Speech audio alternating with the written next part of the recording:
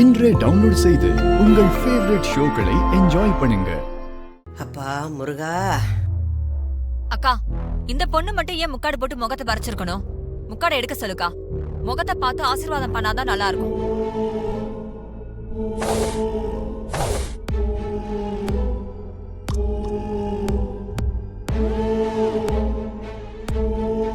ஏம்மா, உன் சித்திக்காரி சும்மாவே இருக்க மாட்டாளா? எப்ப பாரு ஏதாவது சந்தேகம் வந்துகிட்டே இருக்கும் போல இருக்கு அவளுக்கு. பாட்டி, அவங்களுக்கு இதே வேலைதான் பாட்டி. உங்களுக்கும் அம்மாக்கும் இருக்கிற பிரச்சனைய ஊதி ஊதி பெருசாக்குறதே அவங்கதான். ஆமா ஆமா. இந்த சின்னத்தை சும்மாவே இருக்க மாட்டாங்க போல இருக்கு. ஏதாவது குழப்பம் பண்ணி ரோகிணியை கண்டுபிடிச்சிட போறாங்க. சந்திரா, அது அவங்க ட்ரெஸ் பண்ற விதம், அத நம்ம கேள்வி கேட்க கூடாது. இந்த பொண்ணு முக்காடு போட்டபடியே இருக்கட்டும், அப்படியே நான் ஆசீர்வாதம் பண்றேன். இல்லக்கா, முகத்தை பார்த்து ஆசீர்வாதம் பண்ணாதான் சந்தோஷமா இருக்கும்ல, அதனாலதான் சொன்னேன். அவங்க கலாச்சாரம் படியே இருக்கட்டுமே, நான் ஆசீர்வாதம் பண்றேன்.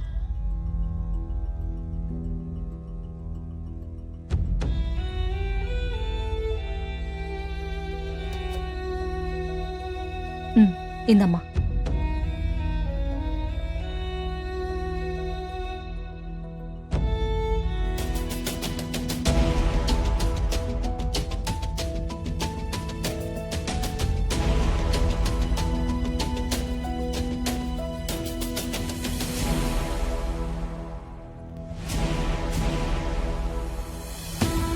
நீங்க ரெண்டு பேரும் எப்பவும் சந்தோஷமா இருக்கணும்.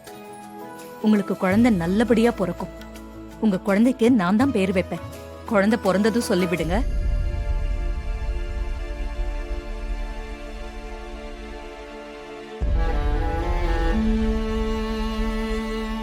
கண்டிப்பா நீங்க தான் பேர் வைப்பீங்க. உங்க கையால என் குழந்தைக்கு சர்க்கரை தண்ணி ஊத்தி நீங்க தான் பேர் வைக்கணும்.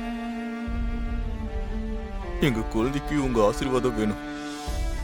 கண்டிப்பா உங்களை தான் பேரு வைக்க சொல்லுவோம். உட்காரு.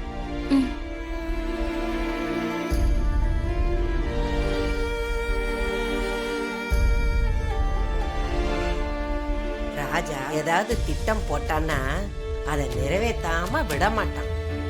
எப்படியோ என் பேத்தி ஆசைப்பட்ட மாதிரி பச்சளை மருந்த அவங்க அம்மா கையால வாங்கி சாப்பிட்டுட்டா. இது போதும். ஆமா பாட்டி, ஆனா ஒருவேளை அம்மா கண்டுபிடிச்சிருவாங்களோன்னு மனசுக்கு ரொம்ப திக்கு திக்குன்னு இருந்துச்சு. அதெல்லாம் கண்டுபிடிக்க முடியாது. திட்டம் போட்டது யாரு? என் பேரன்ல. அப்புறம் எப்படி இவளால கண்டுபிடிக்க முடியும்? புள்ளத்தாச்சி பொண்ணு அவ சந்தோஷமா இருக்கணும். மனசு நிம்மதியா இருந்தாதான் அழகா ஆரோக்கியமான குழந்தை பிறக்குமா. முருகா, எப்பவும் எல்லாம் நல்லபடியா நடக்கணும்பா.